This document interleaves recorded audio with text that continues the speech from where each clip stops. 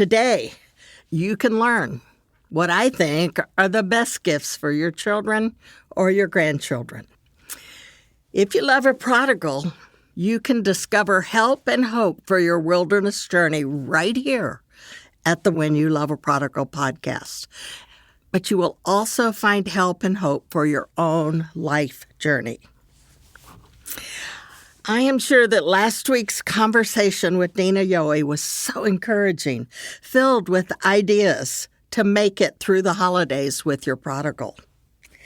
Both Dina and I believe one of your most important efforts with a prodigal is to maintain relationship. Today, we're not going to focus on prodigals so much, but rather keeping connection with any child or loved one. Be assured, giving gifts, especially the right kinds of gifts, is a great way to win their hearts and gather the connection to make it last. As we look at the very best gifts, I want again to ask you to jot down ideas that spark your imagination. When I talk about one kind, say, oh, that would be great for this child or this grandchild. And I'd love to hear which ones you really like or what you think will work best.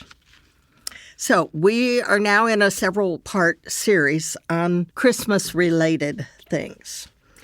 This one is about gifts. I love December. I like the decorations, the family together. Well, not last year, but food, giving and receiving gifts, celebrating the redemptive birth of Jesus. Hopefully, we'll get to do all that again this year after missing so much last year. Of course, we can still celebrate the incarnation and worship our Savior no matter what. And just as God gave us the best of all gifts, we can still give gifts. Giving gifts is one of the favorite activities of my life. I like to give to friends. I like to give to the people that I work with. I give to charities, to neighbors, and certainly to my family, and especially to my children and grandchildren.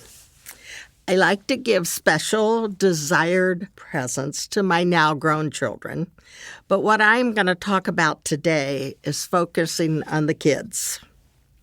The first words my grandkids, especially the younger ones, say to me when I visit them or they visit me, "Do you have a surprise for us, Judy?"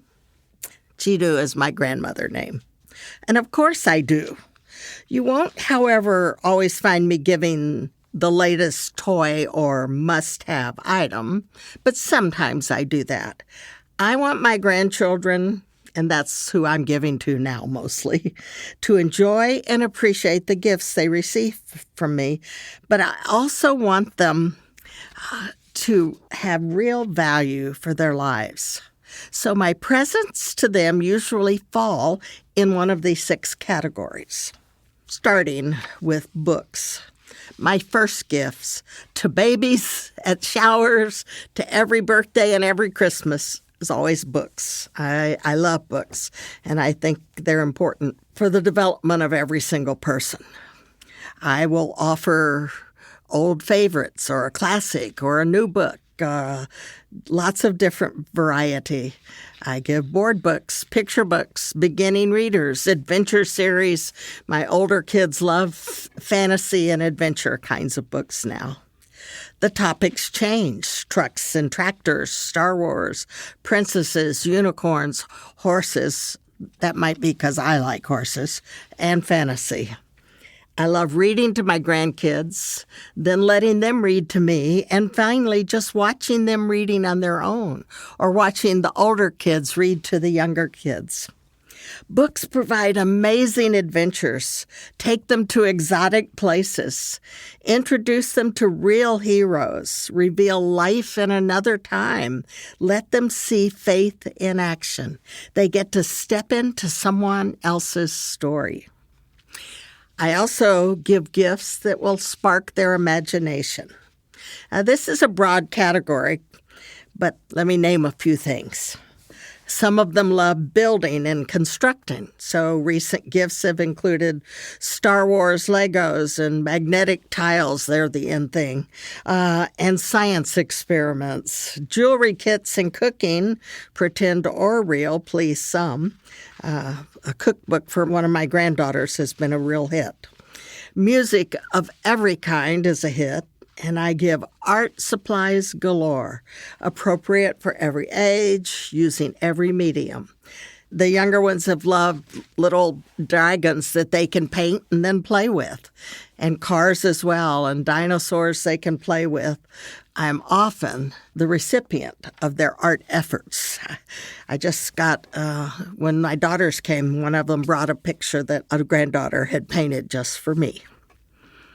Hand puppets play a key role in our frequent storytelling. Lions and kangaroos and mice and koalas. I probably had about a dozen different hand puppets, and we would use them in stories. Their all-time favorite was a very realistic-looking alligator. Costumes allow them to be superheroes or knights or ninjas or cowboys or sports stars, or as they get older, the latest preteen idol.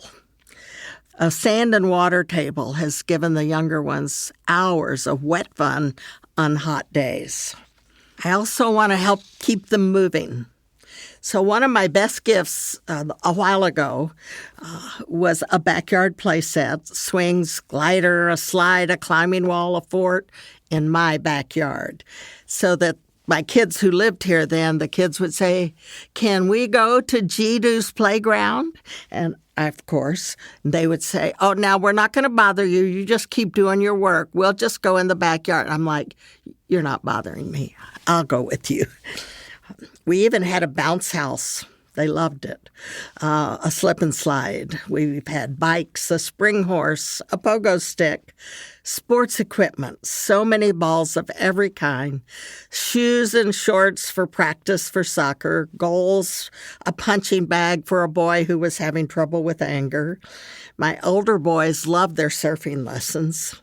They burn up some energy, that incessant energy, with all of these kinds of activities. So keeping them moving strengthens their bodies and grows skills that they may use later.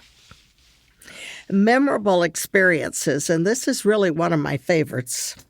I love to take them on fun outings. Bookstores and pet stores are quick and easy. I love the pet stores that let you hold the pets. The kids love it, and their parents like it. That's where they're holding them. The zoo is amazing, except the one we'd go to, I couldn't keep up with the kids. Any place with a train or a carousel was delightful for the younger ones. Science museum, children's museum, even Chuck E. Cheese. We've done it all together. And the beach. They love the beach. Digging, splashing, running, surfing. I used to teach horseback riding, so when we've had a chance, I've been able to teach most of them some basics of riding. I love sharing my love of horses with them. One time I took them to Disney's Animal Kingdom, and they were just a little young, and the little young children's area didn't have a whole lot, but it had a dinosaur dig. And so I'm thinking what we spent for Mom and I and two kids to get into Disney and pay for parking and pay for food, and all they ended up doing was digging in the sand. And I said, next time we go to the beach. That was crazy. But living in Orlando has provided many attractions. Gatorland was a hit, also not as expensive. We have pictures of each of the boys on an alligator and another draped in a python, which I didn't like. One year's Christmas gift was an annual pass to SeaWorld for all the local family members. And recently, the kids and their parents got passes to a climbing gym in the town they live in now, which the boys love doing. Last March, my 3 young teen grandboys were supposed to spend a week with us. We had many adventures planned, but COVID canceled that. We rescheduled it for October. Well, that didn't happen, so maybe someday we'll get to it. Time is essential. All the activities are good and fun, but time really matters. And any of these gifts can fall under the time topic if I do the activities with them. Sometimes time just means a quick trip to Chick-fil-A, or watching a movie together, or playing games on my iPad. I love to just be with them. The past year meant no time face-to-face. I didn't get to see any of them, but we had a lot of FaceTime. Not face-to-face, but good old FaceTime. And so we would call and talk, and my one granddaughter just played my favorite song because she's taking piano now. So just really wonderful to be with them. And then there's the time they know nothing about, and that is the time I spend praying for them, which is quite a bit. And then I would say the final one I want to mention is more intangible, is I did this with my children and I'm trying to do it with my grandkids, and that's a generous spirit to give. So I would help them choose toys or clothes to give to someone else who could use them. I also give and have for many years now to Angel Tree, which is part of Prison Fellowship, and it provides Christmas gifts for children whose parents are incarcerated. And so I do one gift to Angel Tree for every grandchild and tell them about it. We've supported children through compassion, and they've gotten to be a part of that.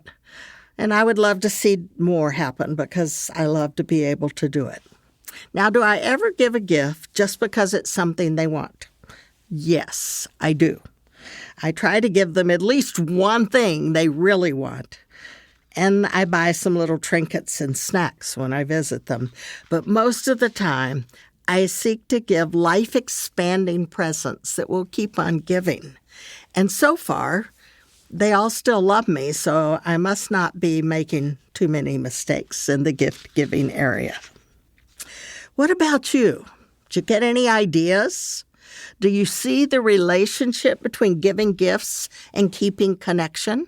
If you give something, an activity or something they can make or anything that they could do, they will remember that's from you. And there's a connection that happens because you did that. But there's just when they open a gift and it's something that delights them, then that, again, makes the connection. And I personally want to keep having connection and having a chance to encourage and influence, not only through my prayers, but through a relationship. And so I just encourage you, again, write down some things. What do you see as the best gifts that you have given or could give this year over the holidays?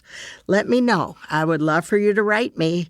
Just go click on that, write to Judy, and tell me what's happening with you in the gifts as you plan for Christmas this year. God bless you.